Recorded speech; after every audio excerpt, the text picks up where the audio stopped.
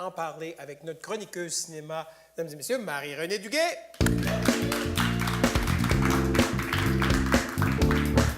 Marie-Renée, comment ça va? Ça va bien?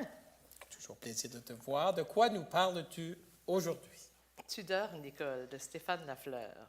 Stéphane Lafleur. C'est aussi un chanteur, peut-être que toi, comme musicien, tu le connaîtrais comme ça. C'est le chanteur du groupe traditionnel avec podcast québécois. OK. Et il est réalisateur, il a quand même plusieurs films à son actif déjà, et aussi monteur. C'est lui, entre autres, qui avait monté le film Monsieur Lazare de Philippe Falardeau, qui s'était rendu jusqu'aux Oscars. Et c'est un réalisateur qui n'a pas toute l'attention qu'il mérite, selon moi. Son premier film, Continental, un film sans fusil, s'était mérité beaucoup de jutras, mais avait été peu vu par le public. Pourtant, c'est un film extraordinaire. Son deuxième film, En terrain connu, s'était mérité le prix du jury œcuménique à Berlin, mais encore là, avait été peu vu. Et ce film-ci, donc Tudor, Nicole, qui a quand même fait le top 10 du TIFF, qui était à Cannes cette année, à la quinzaine des réalisateurs, ça a un peu fait voler la vedette par le momie Xavier Dolan. Donc, je me suis dit, j'ai envie de parler de son travail à lui. Et je crois qu'on a un extrait. On a la bande-annonce, ça nous aide toujours à se mettre en contexte. Ouais. On va regarder ça.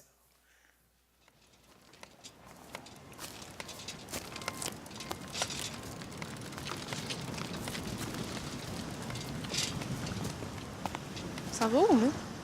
Ben, je sais pas, je te suis. Ben, moi aussi, je te suis depuis tantôt. Mais c'est vraiment ça, notre été? Salut Véronique, salut Nicole. Salut, Martin. Qu'est-ce que vous faites? On s'entraîne pour les Olympiques. Ta mère fait demander si t'as arrosé le jardin. T'as fait une liste. Quittez-vous pas. Puis ton frère, t'as-tu appelé? C'est quoi l'affaire? Tu peux pas aller ailleurs. M'ennuie de toi. Papa, il a dit pas de fumage dans la maison, personne dans la chambre. On te dérangera pas, là. Ça sera même pas bon qu'on est là.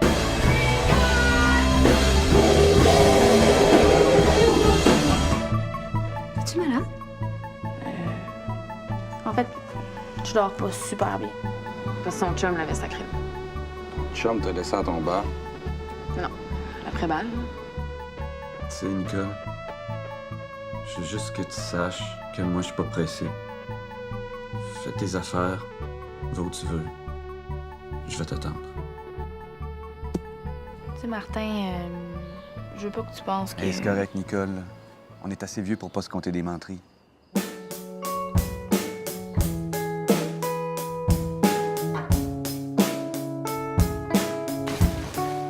Qu'est-ce qui se passe? Tu devrais faire du sport, du jogging. Ça aide à dormir.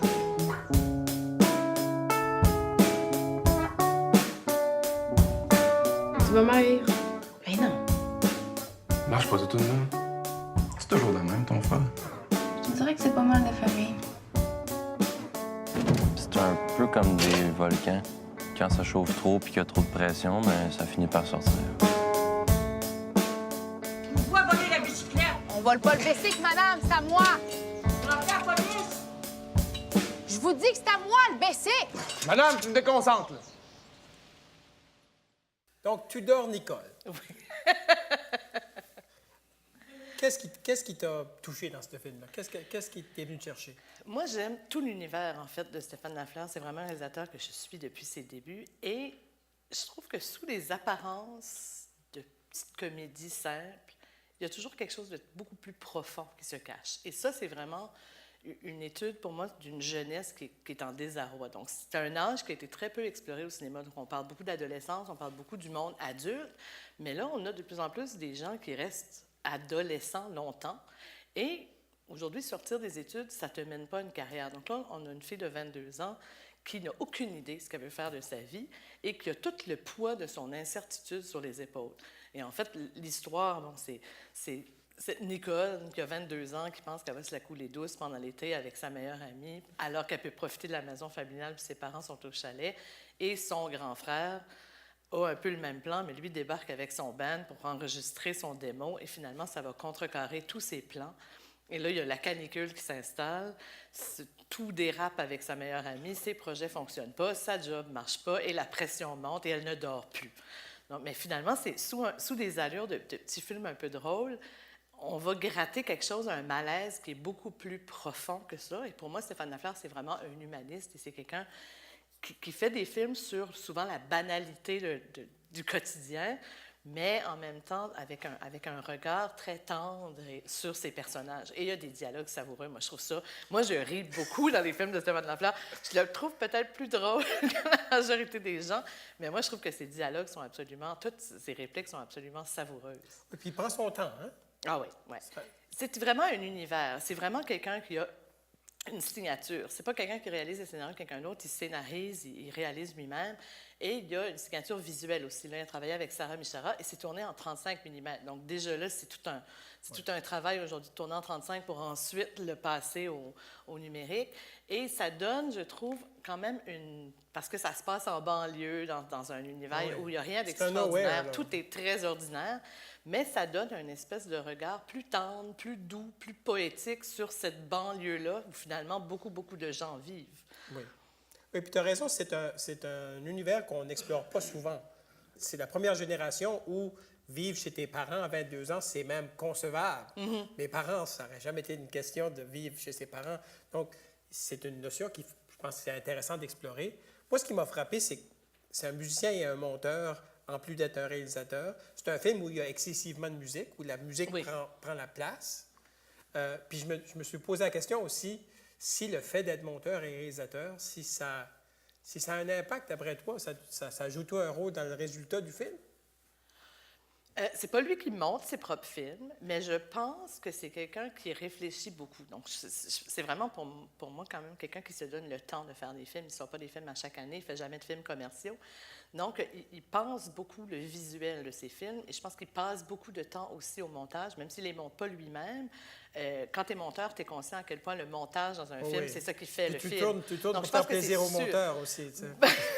Ça dépend des réalisateurs, ça dépend des monteurs, mais c'est sûr que ça a un impact. Juste, il se donne le temps dans ses films. Et tu vois que c'est des films qui sont faits pas pour vendre des milliers de tickets, c'est vraiment c'est un artiste, Stéphane Lafleur. Ça doit être, j'imagine, quelqu'un qui a une bonne réputation dans le milieu parce que c'est des comédiens quand même connus, qui ont eu du succès, qui sont dans ce film-là. Quand même, convaincre Marc-André Grondin de s'embarquer dans un projet, c'est quelqu'un qui est très en demande. C'est lui qui avait joué dans Crazy. J'étais surpris, Marc-André Grondin, on le connaît comme batteur.